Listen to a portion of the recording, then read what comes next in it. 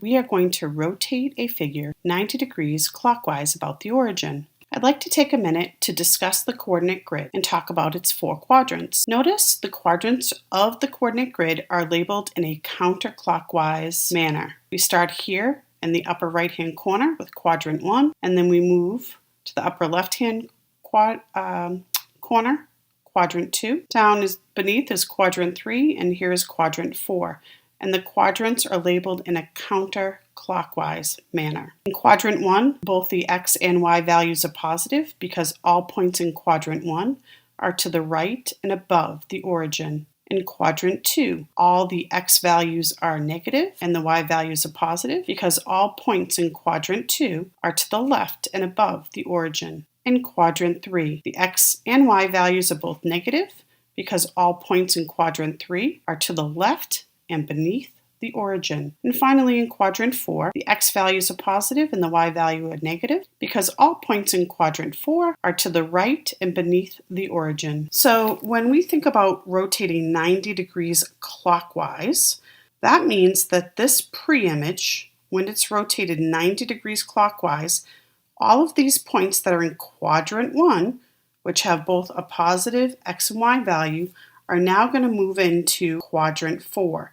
That is a clockwise rotation. What's in quadrant 1 moves to quadrant 4. That means my new vertices are going to have a positive x value and a negative y value. If we're moving from quadrant 1, where our pre-image, all of our vertices had positive x and positive y, and we're moving into quadrant 4, our x values are going to be positive, but all of our y values will be negative.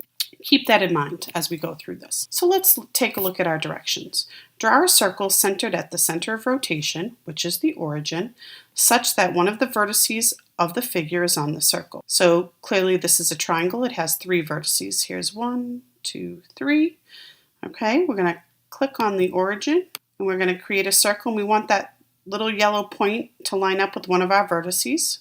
Does not matter which one. Step 2. Click and drag to draw a line through the yellow center and the vertex on a circle. So here's our vertex on the circle. Here's our yellow center. I want to click and drag a line through those 2 points. Now draw a line through the yellow center that is perpendicular to the line that you just drew. Well, we know that perpendicular lines have opposite reciprocal slopes.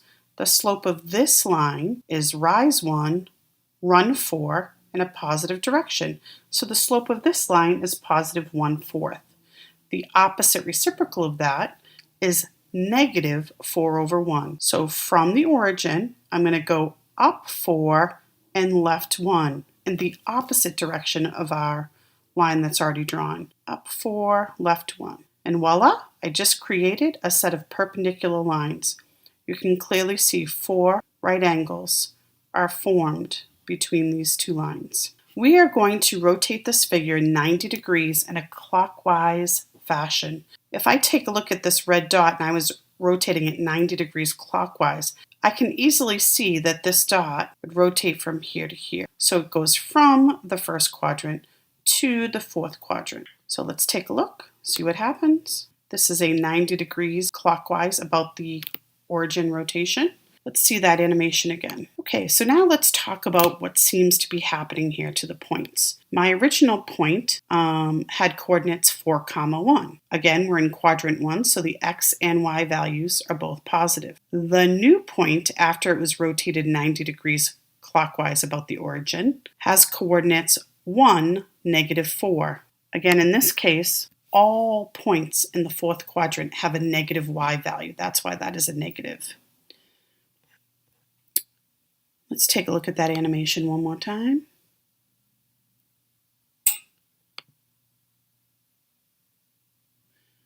So this point here landed right here. Originally, it was 6, 2, and now notice it lands at 2, -6. And again, all points in the 4th quadrant have a positive x and a negative y. And I hope you see a little pattern here. If the pre-image was 4, 1, its image, the x and y's have been swapped, and the sign of the x and y values depend on which quadrant the image is located in. So the 4, 1 gets swapped to 1, 4, and then because the point is in quadrant 4, we know all y values have to be negative. And if you see, this point here was rotated to right here, and the coordinates of this point are 4, -4. And let's just check out that rotation one last time. And let's check our work, and we are correct. We did a great job. So let's submit our answer. And yes, we're positive we would like to submit. And here again, we see a 90-degree clockwise rotation about the origin. And hopefully what we've learned is in a 90-degree rotation, the x and y values get swapped, and the sign of the x and y values depend on which quadrant the image is located.